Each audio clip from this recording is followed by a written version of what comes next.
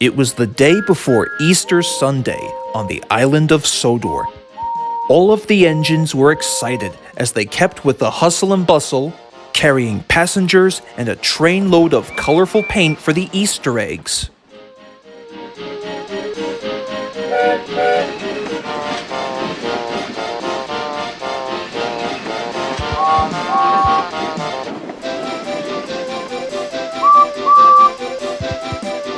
One day, the thin controller, Mr. Percival, came to see the engines. Good morning, everybody. Now, I have a very important announcement to make. Tomorrow is Easter Sunday. And you know what that means, right? Oh, indeed, sir. Did you hear that, Rheneas? It's that time of year again. Oh, indeed, Skarloey. It's the time of year when we collect some passengers and take them to the Sodor Easter Festival. And best of all, you might even get to see some children coloring Easter eggs, maybe even see a stage show.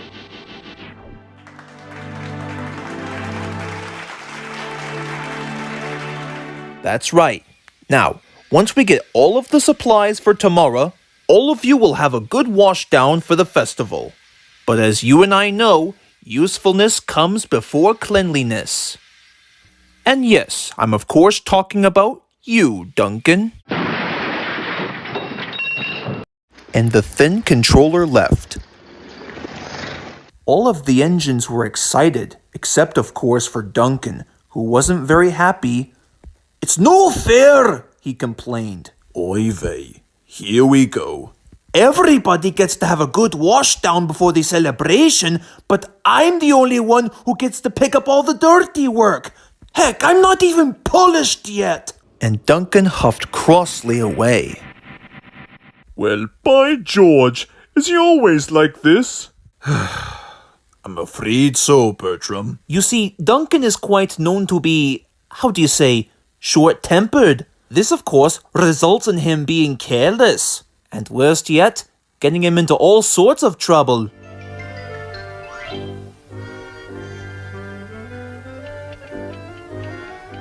In that case, we must act at once. So, what do we do? Honestly, I have no idea. But for the time being, we'll just have to wait and let nature take its course.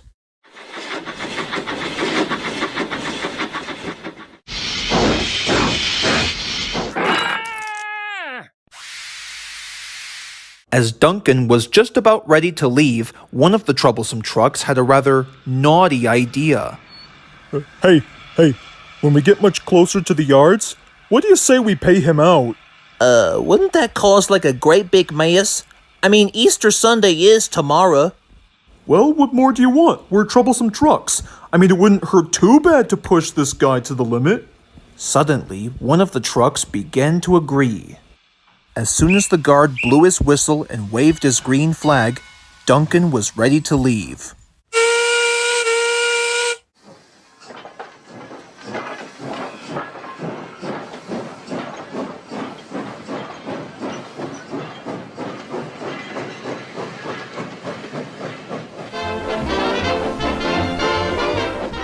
At first, the troublesome trucks behaved well, but Duncan had bumped them so crossly that their plan to pay him back was about to be put to the test.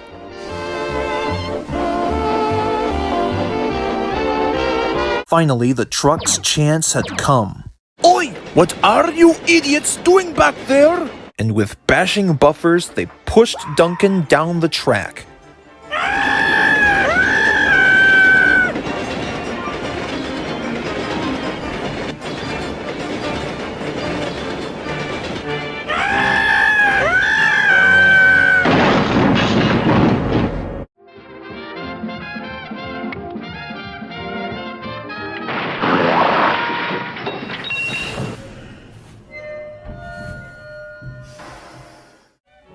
Streams of colorful oil trickled down all over Duncan.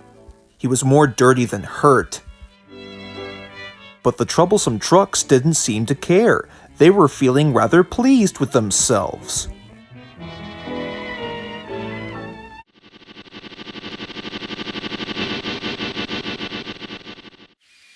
Eventually, Skarloey and Rheneas were sent to help, and came as quickly as they could. Oh, Duncan, now you see what that short temper has gotten you into? I knew that something like that would get you into all sorts of trouble. Precisely. But Duncan didn't say anything. He only wished he wasn't feeling so confronted. Well, nevertheless, guess we better get to work clearing away the unhurt trucks and help Duncan back on the rails again. Back at the yards, Sir Handel and Peter Sam thought that Duncan looked quite funny. Wow, Duncan, said Sir Handel. I've heard of Easter eggs, but an Easter engine? You look perfect for the celebration, Duncan, smiled Peter Sam. Wow, an Easter egg on wheels, cried Rusty. Disgraceful, Bertram sniffed. Then the thin controller showed up.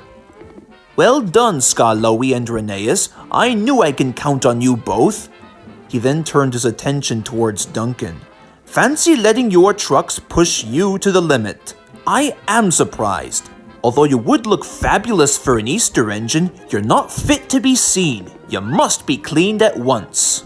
And finally, Skarloey, Rheneas, since you did such a fine job, how's about the both of yous take the eggs and the paint pots to the Easter festival instead? Wait, you mean that? Oh, thank you very much, sir. Will do, sir. The next day, all Duncan could do was watch Skarloey and Rheneas as they were ready for the annual Easter Sunday festival.